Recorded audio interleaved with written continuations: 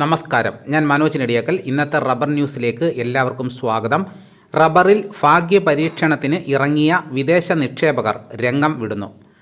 3 പ്രവൃത്തി ദിനങ്ങളിൽ ജപ്പാൻ എക്സ്ചേഞ്ചിൽ ഉൽപ്പന്ന വിലയിലുണ്ടായ ഇടിവ് ഇടപാടുകാരെയും ഉൽപ്പാദന രാജ്യങ്ങളെയും ആശങ്കയിലാക്കി.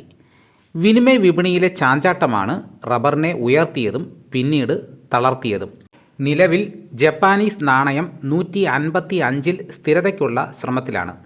അതേസമയം പ്രതികൂല കാലാവസ്ഥയിൽ സ്തംഭിച്ച റബ്ബർ വെട്ട് തായ്ലൻഡിലും ഇന്തോനേഷ്യയിലും പുനരാരംഭിച്ചിട്ടില്ലെങ്കിലും ഓട്ടോ മേഖലയിൽ നിന്നുള്ള അന്വേഷണങ്ങളുടെ അഭാവം ഷീറ്റിൻ്റെ മുന്നേറ്റത്തിന് തടസ്സമായി.